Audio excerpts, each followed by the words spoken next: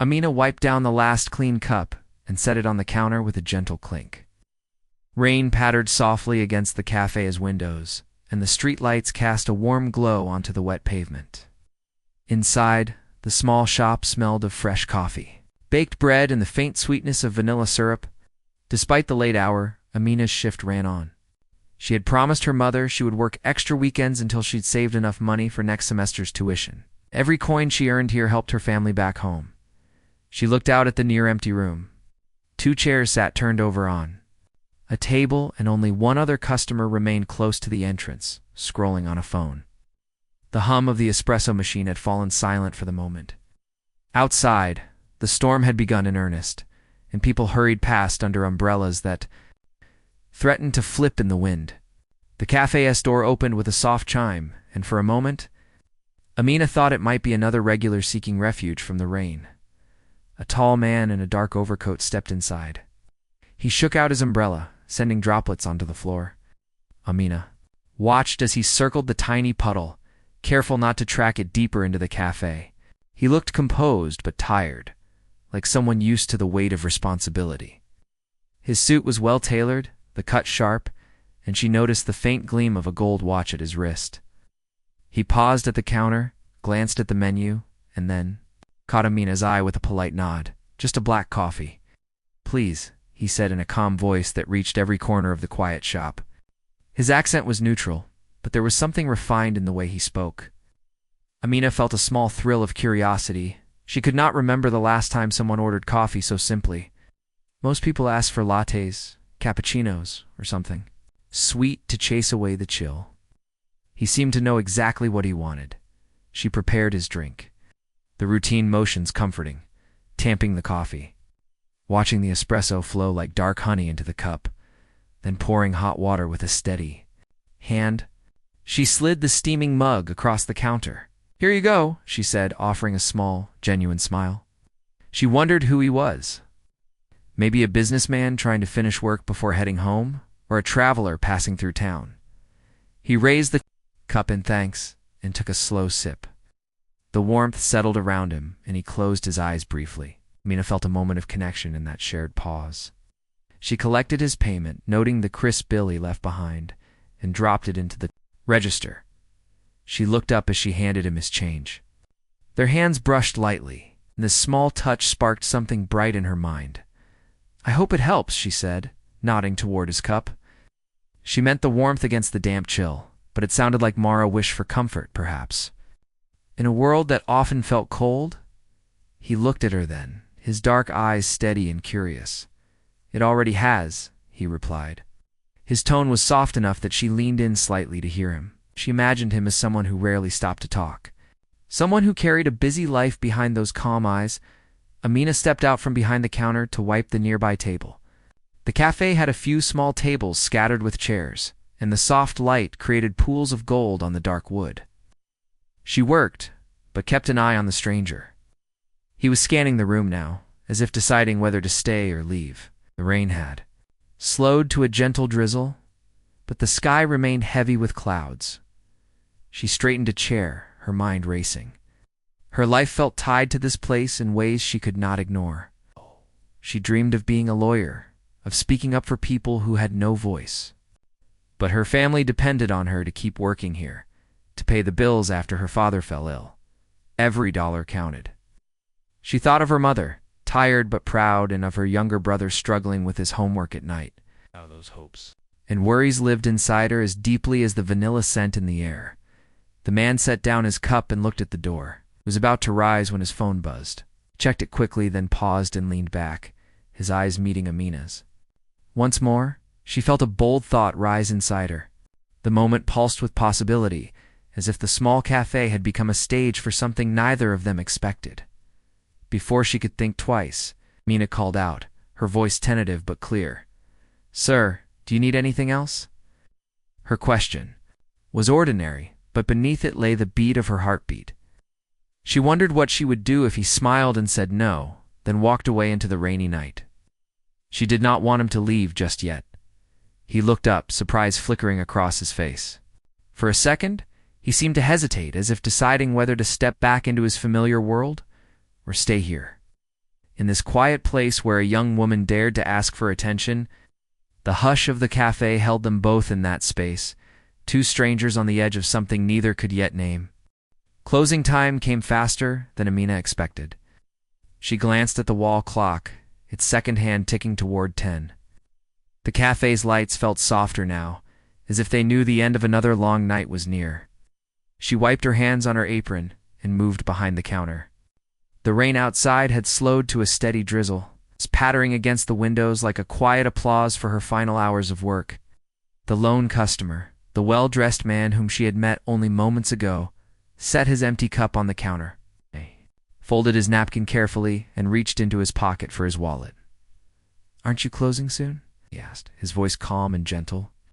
"We close at 10, Amina replied, glancing again at the clock. "We're actually closed now, but I didn't want to hurry you." He nodded with gratitude. "Thank you for staying. This place has a good feel of it in the late hours." Amina's chest warmed with pride. She had poured her energy into keeping this cafe welcoming for everyone. She watched as he handed her a large bill. When she dropped it into the register, she saw the faint crease of worry on his brow. She wondered what weighed on his mind so heavily that he stayed past closing hours to find a simple cup of coffee. She slid his change across the counter. He looked at the coins and bills, then caught her eye. His dark eyes held something she hadn't seen before, a touch of surprise, perhaps even a hint of curiosity about her. She felt a flutter in her stomach. "Here's your change," she said softly. "Sorry again for keeping you." He managed a small smile. "No need to apologize. It's not often I find a place so calm at this hour." Amina picked up a clean cloth and began to wipe the counter, her thoughts spinning. She thought of her mother at home, worried about paying next semester's tuition. She thought of her brother's lonely face when she rushed out the door every morning. She thought of her own quiet dreams. Law school, a voice for the voiceless. A life that stretched far beyond the small tables in this cafe. His wallet closed and he stood. He reached out and tucked a lock of hair behind her, an almost fatherly gesture that made her smile. His coat brushed against her arm as he stepped back. "Thank you, Amina," he said, using her name with ease, as if it were a piece of a story he already knew. "I'm Darnell Hayes." She paused, surprised that he shared his name so freely. "Nice to meet you, Mr. Hayes." He nodded and turned toward the door. The quiet chime marked his exit, and the empty cafe felt larger than before. Amina walked to the entrance, held the door open, and watched him step into the night. Raincoat collar turned up, umbrella tucked under his arm. He hesitated on the threshold. The glow from the cafe spilled onto the sidewalk, illuminating his thoughtful expression. A sudden surge of courage rose in Amina. Something in her chest told her this moment mattered, more than any other moment she had known. She inhaled deeply, the lingering scent of coffee grounding her boldness.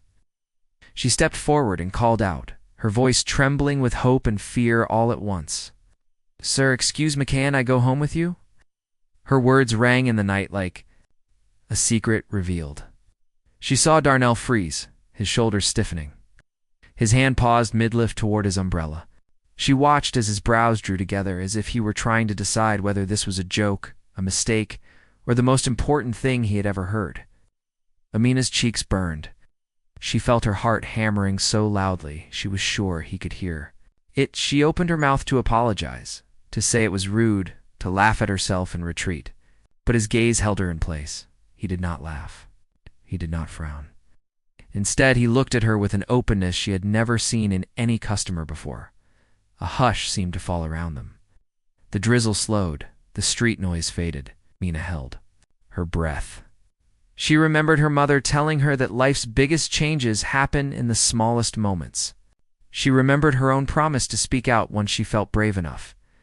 In that silence, she felt brave. Darnell's eyes softened. He took a step closer, carefully, as if approaching something fragile. He looked at her apron, her hands folded. In front of her, the simple kindness in her posture. Then he spoke, his voice low and steady. "You really want to?" he asked. Surprise and gentleness woven into each word. Her throat felt dry. She nodded, offering a shy smile. "Yes, please." He studied her for a moment longer, then lifted his voice just enough for her to hear. "All right, let's talk on the drive." Mina blinked, astonishment washing over her. She had expected someone to refuse to tell her she was being too forward or to laugh. Instead, he matched her boldness with quiet acceptance. She closed the door behind him, locked it, and turned to face him with a racing heart. He touched her arm lightly. "Give me a second to grab my car keys." They crossed to a small side room where he collected his keys and phone from a shelf. Amina watched him, noticing how he paused to double-check that he had everything. His care in small tasks hinted at a life where details mattered, where mistakes could cost more than money. They stepped outside together. The air felt cool on her skin, her breath visible in the soft glow of street lamps. The cafe's sign shone above them, its warm light a beacon in the damp night. Darnell led her to a sleek black sedan parked under a lamppost. He opened the passenger door for her, a polite gesture that still made her heart skip. She slid into the seat, feeling the leather cool against her skirt. He closed the door gently and walked around to the driver's side. She heard the click of the seatbelt buckle, the soft hum of the engine starting, and the faint strum of radio static.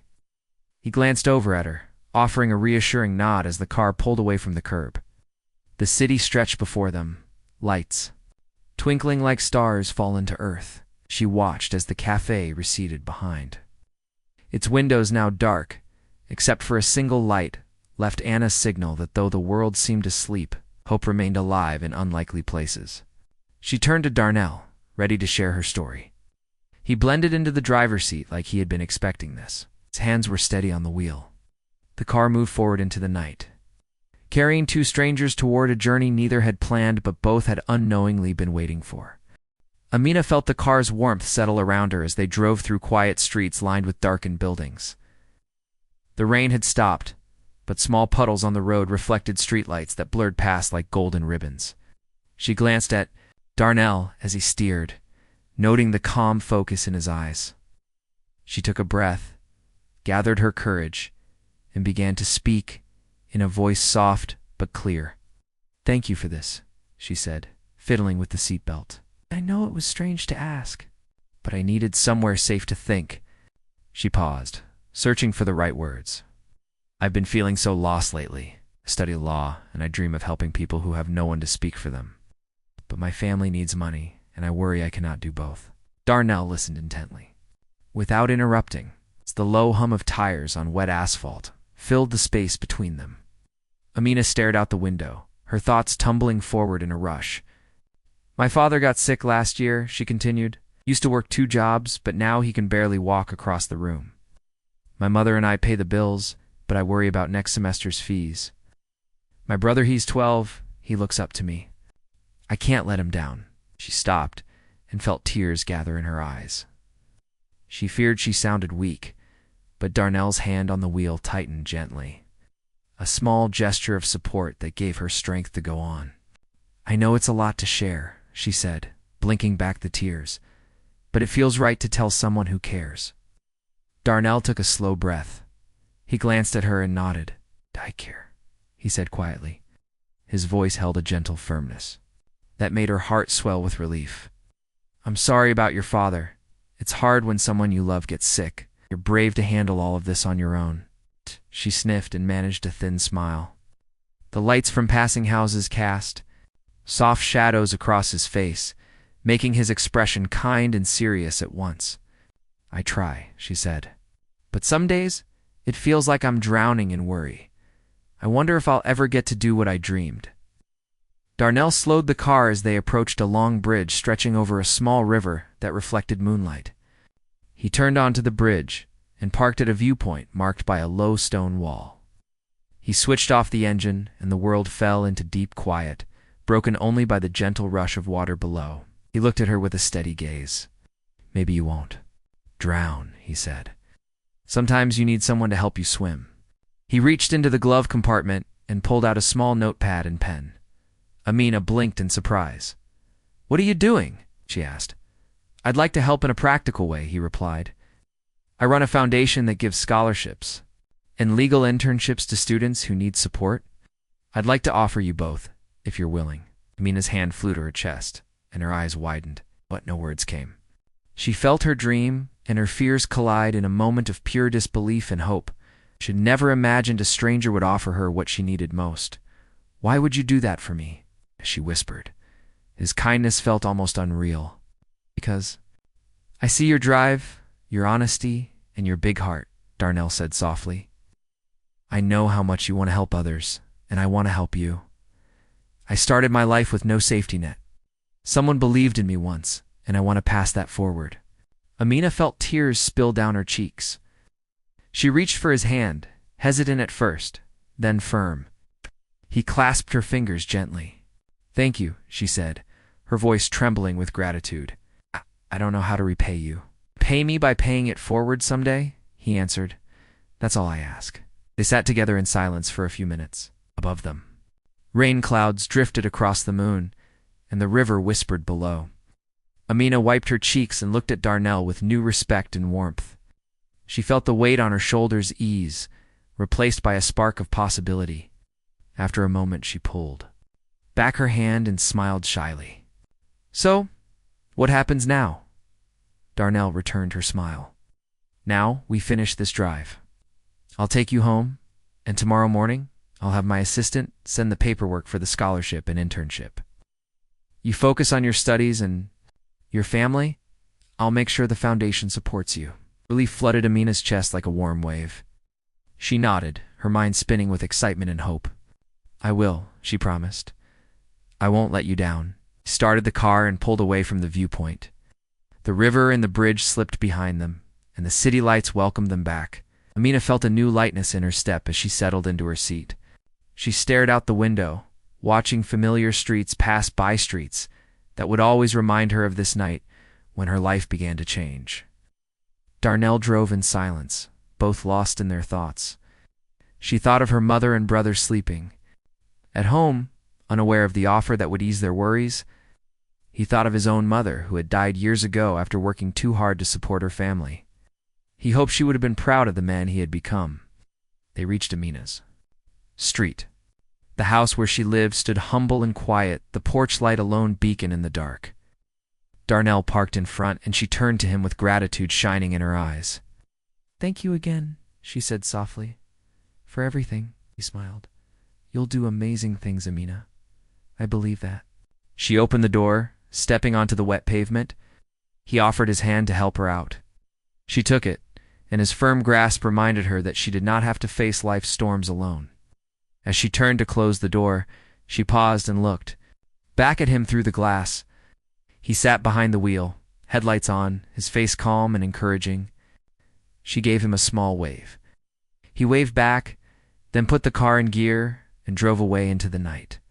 Amina watched until the taillights disappeared around the corner. Then she took a deep breath and walked toward her front door, her heart full of hope and her mind alive with possibilities she had never dared imagine. Inside, the house was dark and quiet. She tiptoed to her room, reflecting on the night's events. Her scholarship, her internship, her dreams of law school felt within reach now. She lay on her bed, staring at the ceiling, and whispered a silent promise that she would work hard and honor the trust placed in her. Above her, the ceiling fan turned slowly. Outside, the city rested. But in Amina's heart, a new dawn had. Broken one filled with promise, hope, and the knowledge that a single brave question could change everything. The morning light filtered through the curtains of Amina's bedroom, painting soft stripes of gold across her walls. She sat up with a start, the promise of last night's events still fresh in her mind. Her heart beat quickly, not from fear, but from excitement. Today was the day she would begin a new chapter. She swung her legs over the side of the bed and stood, stretching to shake off the last threads of sleep. Downstairs, the kitchen smelled of toast and brewing tea. Her mother hummed as she buttered bread, unaware of the change coming their way. Amina carried her mug of tea to the table and sat across from her mother, who looked up with a tired smile. "Morning, sweetheart," her mother said, placing a slice of toast on Amina's plate. "Morning," Amina replied, her voice trembling. With anticipation, she took a deep breath. "I have news." Her mother paused, concern flickering in her eyes.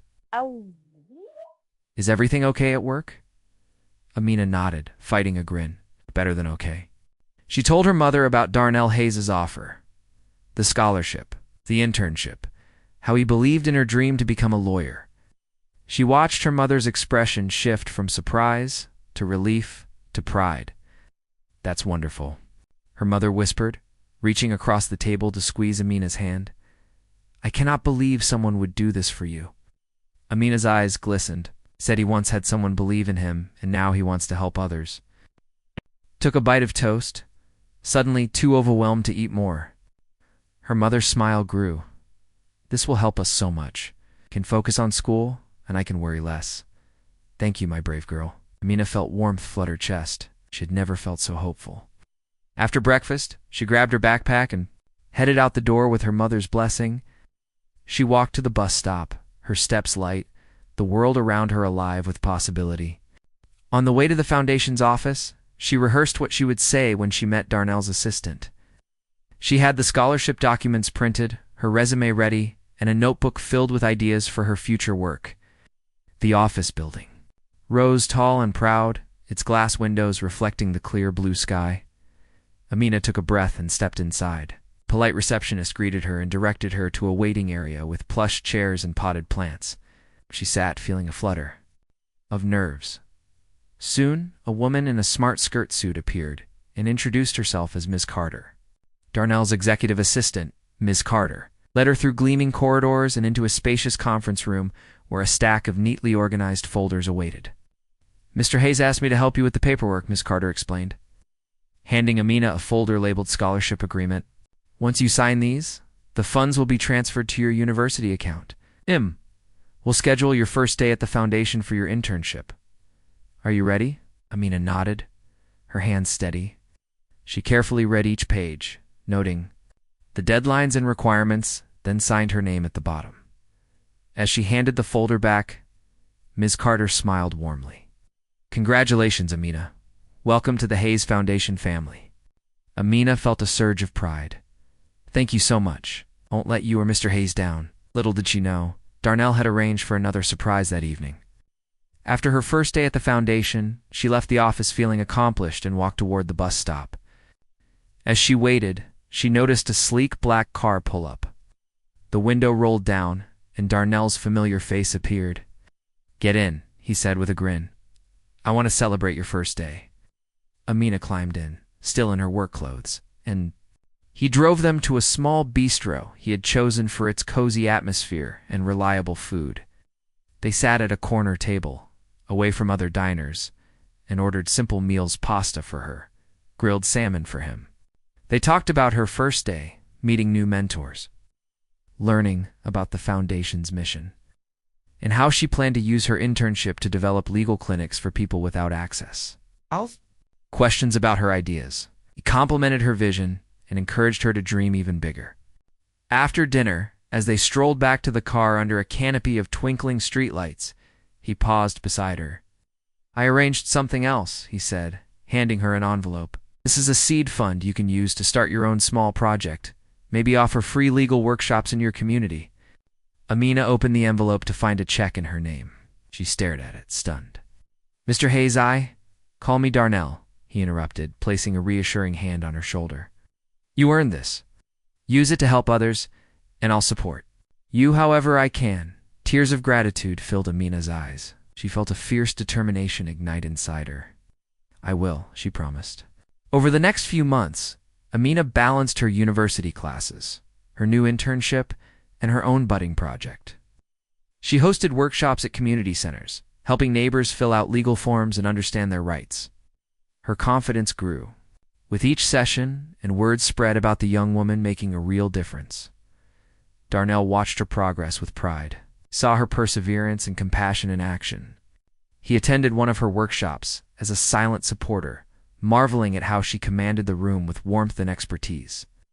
Afterward, he approached her with a broad smile. You did amazing today, he said. Your project already impacts lives. Amina grinned, flushed with joy. I couldn't have done any of this without you. He shook his head. You did it yourself. I just opened a door. The story of Amina and Darnell became known around the city, a powerful example of what happens when kindness meets courage. Their unlikely friendship bridged worlds, showing that genuine connection could transcend barriers of wealth and background. And in classrooms, law firms, and living rooms, people talked about how one bold question and one act of faith could spark a movement of hope. Through it all, Amina stayed humble.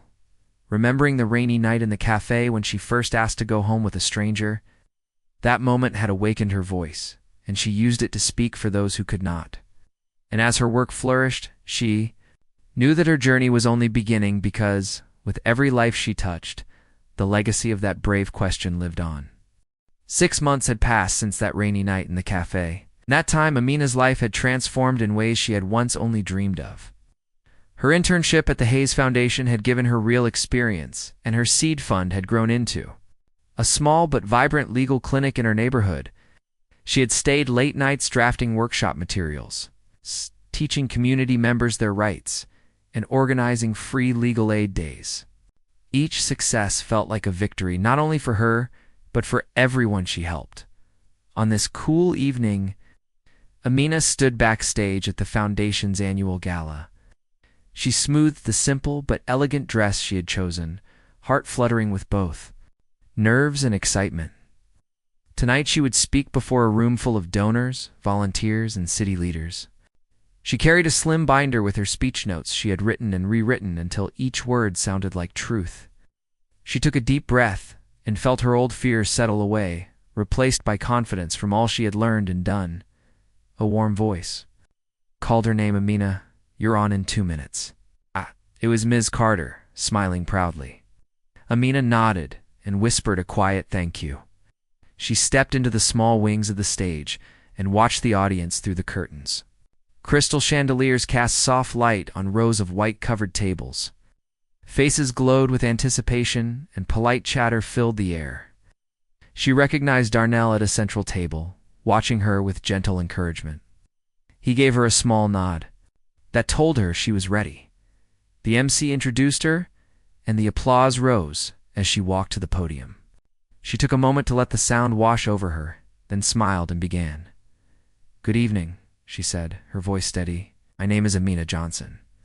6 months ago, I was working late at a small cafe, worried about my next semester's tuition and how to care for my family. I never imagined I would stand here tonight." She paused, letting her words sink in. The room fell quiet. She looked out at the faces, some curious, some impressed, all listening. "One night, I asked a kind stranger if I could go home with him," she continued, her lips curving into a gentle smile at the memory. "That man was Mr. Darnell Hayes. He believed in me when I felt small and alone. He offered me a scholarship, an internship, and a seed fund to start my own project. That act of faith changed my life." Soft murmurs of approval rippled through the audience. Amina took a breath and pressed on. "Today, I am proud to say that our clinic has helped over 200 people. Families have learned how to fill out legal forms. Neighbors have found the right words to speak for themselves in court. We have held workshops in community centers, schools, and churches. Each person we help gains something more than legal advice. They gain hope." She felt tears of gratitude well in her eyes, but held them back. She thought of her mother, her brother, and all the late nights spent preparing materials. She felt them standing beside her in spirit. "I want to thank Mr. Hayes and the Foundation for believing in me," she said, turning slightly and raising her hand in his direction. "But I also want to say thank you to all of you here tonight. Your support makes this work possible. When we come together, we can lift each other up, can build bridges where there were walls. We can turn small acts of kindness into movements of change." The audience rose in a standing ovation, stepped back from the podium, and let the applause fill her. She saw Darnell rise too, clapping with pride shining on his face. Her heart swelled. Later, as the gala continued with music and dancing, guests approached her to congratulate her. City leaders asked how they could support her clinic. Donors offered additional funding for expansion. Handshake and kind word carried the weight of belief she now understood was the most powerful gift one person could give another. At the end of the evening, Darnell found her near the exit. He took her hands in his and smiled, his eyes shining. "You did it?" he said simply. She laughed softly, tears threatening again. "We did it," she corrected. "This work belongs to all of us." He nodded. "You've created something lasting. I'm so proud of you."